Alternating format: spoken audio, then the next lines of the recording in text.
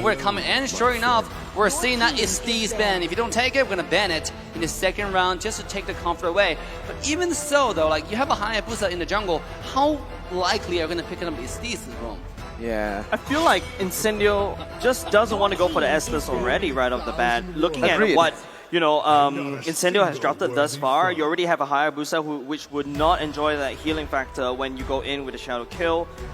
And I just feel like they do have some form of sustainability, right? You got the glue that does have the sustainability in the first skill once you pick that blob up. You do have the reset coming up from the Lilia. I feel like Falcon, that slot is a little bit wasted away. There's something else they could ban. I think even take away the 4-point Koopa is something very, very, very annoying to deal with, especially you got that long-range stun. Non-committal long-range stun is super annoying. Yeah, and as I said, right, if they actually want to get the gold laner out, it has to be the Beatrix. A bit more, flexible there in terms of how you can play the Beatrix. Meanwhile, for other marksmen, it's very straightforward. Yeah. Brody, you want to go in, you want to just try to play the lane, snowball. Everything's very one-dimensional, aside from the ones that has been banned here. You see, again, Harith, the carry, the 1-1, and now the Beatrix, right? Yeah. And honestly, right now, Falcon can actually look to go for another Fanny. The main reason the Fanny did not work out is because the Kaja that has been banned now. If they do go for Fanny though, they don't need to rush it. They already see that it's up against the Hayabusa, so they can just opt to pick it for the last pick. They can go for Naomi's pick first. Yeah, which I can agree. be the Franco. Yeah, I absolutely agree. Not only you force Naomi to go for the Franco pick, you technically deny the Franco pick away from Incendio. You allow the Fanny free reign as well all across the map. There's no hard CCs from the side of Incendio right now, so that's something that I think Falcon could technically take advantage of. Naomi, I feel like this is an easy Franco game, especially when Incendio has already taken away the Phantom. No, that is going to be a Chow. Oh, I love that Chow. You know, I want to see this. I want to see this for a long time. Naomi is known for the aggressive playstyle, and then I really love to see, because also Valentina is a character that's, even though it's really meta because the ultimate, I am one, so I can take your ultimate, I can be anyone I want, but at the same time, Valentina early game is not that strong, especially talking about wave clear. With the help of Chalo, they can shove the lane in one combo, rotate together, and really put a lot of pressure, especially after level 2, Valentina becomes something you really have to worry about. Now, there's the big question, right? Incendio, if they want to get out of the lockdown, they want to go for something like a Diggy, but remember, the Valentina is up for grab. Oh, well, the Valentina has been picked up, so that time journey is going to be massive to steal away from. They go for the Joy instead. That has been left open, and now this is the big question. The Roamer. Wait. Oh. Joy Roam? Glue Roam. That's a Glue Roam. Joy could be going into the EXP lane. And we all know after the game yesterday by White Chicken, Joy best lane is the EXP lane. It's so risky, but they can flex the Cho into the jungle and pick up the Franco now. You need someone to well, they already have the Cho, but on top of that, if they can really lock down 2 of these members, right now the Cho can only lock down onto 1, right? With the Franco, you can lock down onto another, and that just gives so much for the Lunox and the Valentina. Yeah. But then, well, no, physical damage is not that bad too. They already have 2 physical damage dealers here. I think the Fredrin looks really nice here, in my opinion, for the sideline. But no, Falcon, they're going to fly high, and they're going to fly even higher with this Link pick instead. And that concludes the draft, ladies and gents. Yes, what a pick. We're just thinking about, because if you go Granger here, go Marksman, Hyper Carry, it's going to be so hard against Joy, And Haya. Yeah, Haya, like there's so much dive, so much full commit to your backline. So they decided to go with Ling, which is really mobile, and then also 50-50 against Haya as well. But again, this will come down to like how much mistake you make. You have to be really careful with every single execution. But I do think that Falcon has what it takes to do it. Same as Incendio. The Game 5, who will take it home and who will take it to the next round? Ladies and gentlemen, it's like what we like to say, this is do or die. You can see the fans in the stands showing, the support to their preferred team, waving their flags up high, showing the love, showing the support, even if it's in another country. There's 2 going in. It is the battle of the dark horses. Ladies and gentlemen, give it up for Incendio Supremacy and Falcon Esports. Let's see, once again, in the land of Dawn we go. 4 flickers from the side of Falcon. There's a Vengeance and a Sprint from the side of Incendio Supremacy. So already a bit more diverse there. You can see Falcon with this composition though, they're going to lean heavily on, again, that pick style early on. Oh, Glue already being a monster. Look at that. just being really annoying. He's in your jungle. What are you going to do about it? He might even force the retry. Oh, actually, can't get a save it. Naomi, very good zone to make sure that one happened. I think the best part about Naomi on that throw is that, you got the Jet Kundo, right? You can technically slow down Apex 47s, but this is another adaptation coming out from Incendio, right? This glue going in the EXP lane has proven quite annoying. Let's take a look. This is how I like to play the glue sometimes. Oh, glue. Already used the skill 2 though. Doesn't really have any more skill to get away. Luckily, he does have the skill 1. Now he's being an absolute monster on Naomi. We haven't seen too much of glue in the roam position, right? And now we're going to see it if it can work out. Because honestly, it's very oppressive still. Usually you see this in the XP lane. Very good laner, but as a roamer, you're super annoying too. You can actually just constantly force invades here, and you're not really at risk of dying early on to a Ling and a Cho, right? The only one who can really... I wouldn't even say the Valentina really threatens him here. Oh, here we go. Here comes Lean, diving in, Ken finding the damage at Apex 47, who has nowhere to go. And first blood one more time. Go to Falcon, 100% first blood rate in an entire series, and they're showing us they're doing it. Now, there's a lot of things that I think Incendio is really adapting very quickly, right? First of all, is this the first clean that we've seen in the M4 series? Second of all, is that Joy has been cutting the waste very quickly. Third, of course, we've already mentioned it, the glue in the roam, trying to put some pressure on Falcon's side of the jungle. Here we go. First turtle. Yellow Flash out in position. Hayabusa still farming. Same as Ling, getting the blue buff. Make sure it's very, very important that he get the resource he needs before he go to the major team fight. Yellow Flash finding the position. Same as Apex 47. He does have what it takes. Dashing in. Apex 47. Popping the split, forcing Ken to use the retry. Can he do it? Yes, he will. And now Allen to the backline as well. Alien, excuse me, over there finding a lot of damage, forcing Ling away. And now is TNZ pulling the turtle towards the Incendio's favor and trying to start off the fight. Naomi though finding the engage. He will get a kick. Rosa popping the black shoes to get himself away. And now both sides back away. Kent does not have the retry. I was going to contest this though. Oh, despite the combo, they're not going to get it. And Incendio walks away with the turtle. Here comes the shadow kill. Finding the damage on Naomi. And beautiful dash to make himself to safety. Again, no commitment from Falcon Esports to really go for that, right? They didn't want to go for a fight too. No retribution. They used a lot of the resources to try to find Rosa there, who was able to escape. Now, it's time to take a look at the items here. In the gold lane, Sunshine has been laning pretty well, right? Already building towards, I guess, the first item, Endless Battle here for himself. And if you see from the Lunox, getting the Clock of Destiny early. Both gold laners doing pretty well for themselves. But in the jungle is what I want to put my eyes on. Ling still doing a bit better. That's where well, actually, he didn't go for Demon Slayer. He went for Killing Spree, right? So, despite that, he's still actually farming a bit better, despite TNZ also securing the turtle. Yeah, I feel like what Apex 47 successfully did was forcing Ken's hand to use a retribution so that Incendio will be able to pick up the turtle super well. It's like a confirm.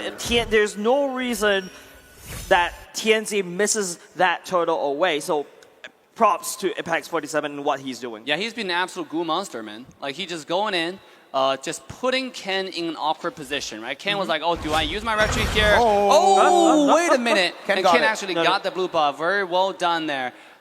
Ken is doing an absolute good job despite all the pressure. Now he's making a move onto the bottom side, looking to do some damage, or maybe stealing some camp. Knowing that bottom EXP lane is going to be one-on-one. But now, no more vengeance. Oh, beautiful stun onto Alien, who's taking very low. Dash number 1, dash number 2. A shadow kill. Will Thunder Retaliation will find the kill, and TNZ popping off. You can climb on the wall, but TNZ is that annoying shadow just following you like an obsessive girlfriend. Yeah, okay, I like that. Top of the Blades, though. It was used by Ken there to find the kill. Unfortunately, Alien is so mobile. Ken just get away from that. And Ken didn't get the middle down, right? So he did not actually get the CC down onto Alien. It was a choice he made so that he could actually catch the blades nearest to Alien, but it just did not work out. And without the Thames of Blades, it's just so easy for the Hayabusa to get that kill down. Yep, Retribution check right now. Both these two junglers does have an Apex 47 unable to replicate what he did earlier. In the meantime, it is Apex 47 that's setting up for that turtle. Now the members of, well, both of these two junglers, in fact, they're looking at the top side. Yeah, look, just a complete stalemate right now. Stand still. One of those Mexican stand stills, you know, like I look at you, you stare at me, but nothing really happening. Just looking cool at each other. But speaking of nothing happening, Alien jumping in, finding a little bit of damage, but nothing really come out. It's just trade off HP. Both sides are still pretty healthy. Yellow Flash is looking to do something serious. Meanwhile, on the bottom side, one more time is going to be the Alien who finds lane priority. Speaking of lane priority, Naomi in trouble, have to dash himself away to safety. And TNZ jumping in, finding more damage into Naomi's health bar. Speaking of health bar, Justin might have to get away. He does have the black shoe copied. Apex 47, popping the ultimate. Alien. Justin is a target, no more. And he will finally dash away, but here it comes. Beautiful Apex 47 with a split will force the flicker coming out, but it's Chow being taken out. TNZ one more time, slaying the support. Yellow Flash finding the Braves Warrior, flicker coming out. Rosa is the target. Can he find a kill? Meanwhile, at the same time, it is Luna finding a double kill onto the side. Zipix find themselves in the team fight. He's popping off. Rosa will be taken out one more time. Kane is slaying this game. A 1-4-3 trade. I take that any day if you're signing Falcon. Right now, the gold lead looks almost the same, but rest assured, with this turtle slain, it's going to lean towards Falcon. Incendio definitely overextended there in that team fight, right? They initially got the better pressure down. They were able to poke Falcon Esports back from the turtle to actually go for it, but no, they then kept on going. Alien, even just under the tier 1, right between the tier 1 and 2. Alien now going to be caught again. Here we go. He does have the ultimate, gives out a little shield, trying to get himself away. But ultimate comes out, tapping the blade, will finish off the kill. And this time, the shadow kill is not going to be there in time. As Kane walks away, Falcon take another kill. Again, it comes down to that, right? Yeah. Incendio now are a bit too comfortable sometimes with their pick. They go in early on as well, knowing that, hey, I will 100% be able to out-trade the Lapu, but forgets entirely that Ken now, usually, this is the curveball that Falcon is set up from the first game, right? Every time Ken goes on lane, it's also with the... Wait. Here we go. Apex 47 taking low, forced to use the ultimate just to stay alive, and he will be cute little glue babies and walking away from danger. Here we go, TNZ though finding more damage onto Naomi's health bar. Very tanky though for him, and Naomi is able to push himself away. Meanwhile, on the tower side is Alien finding damage onto 2. He's now finally without vengeance, Justin going and copping the ult, but without the passive, now finding out. Meanwhile, at the same time, killing spree goes to Ken. He is destroying their opposition. Man, Mirko, Dave, Castle's Curse is true. I was about to talk about, hey, Sunshine hasn't died a single time yet. But as before I could actually touch about Sunshine, he went down at the bottom side, gets assassinated by Ken. And I feel like Sunshine could be the answer for the side of Incendio to actually climb all the way back. Look at his items. And let's battle Granny pick up, going straight for the Berserker's Fury right off the bat so that he could land out as much damage with his passive. But for now, I think the game state right now, it could be dead even. A beautiful wave of Dragon putting Apex back to his team. And Naomi will make sure this is Apex 47 finding himself between the black and white screen. Ken coming in, finding kill number 2.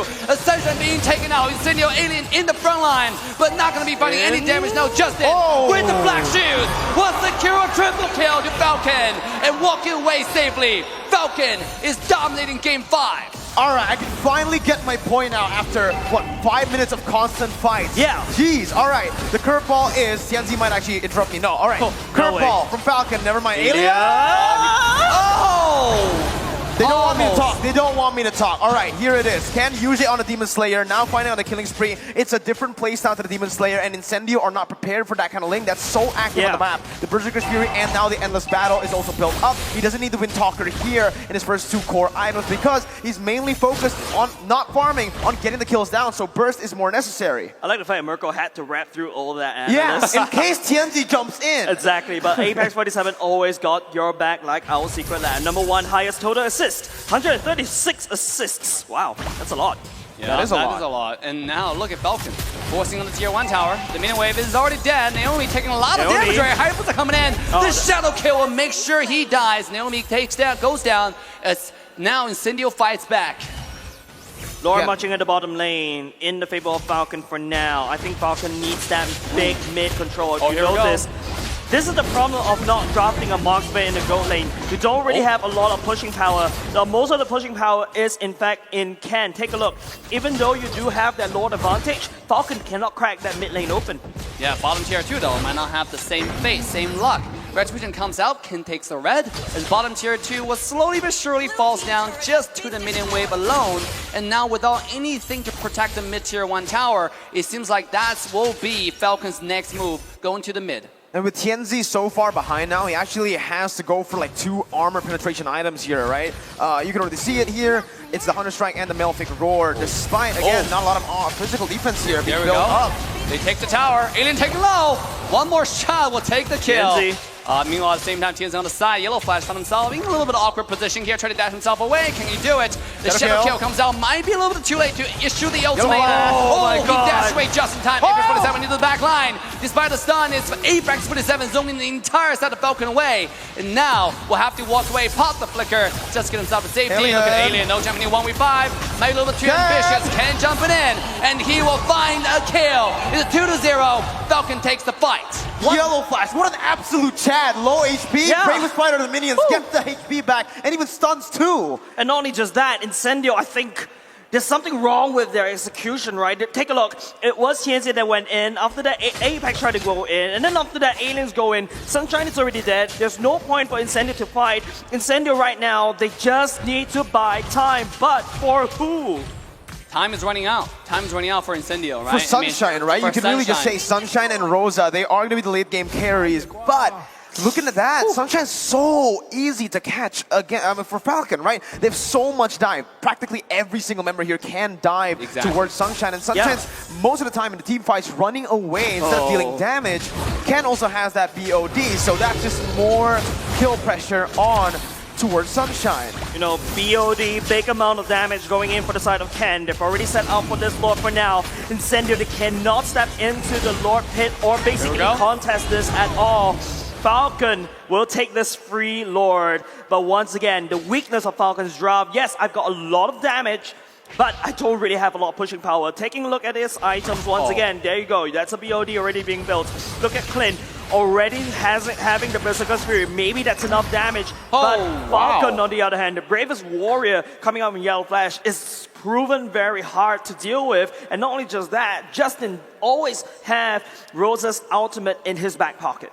Oh my God. I hope all of you guys watching live in studio or back at home is entertained, because this is it. This might be the last push of this best out of 5 series. Falcon is looking really good. They're in a really good position. 1,000 gold ahead. Was one push that could push them all the way to the next round of this knockout stage. Or with this one push, this might be Incendio looking to make a comeback. We should all find out as the clock is ticking.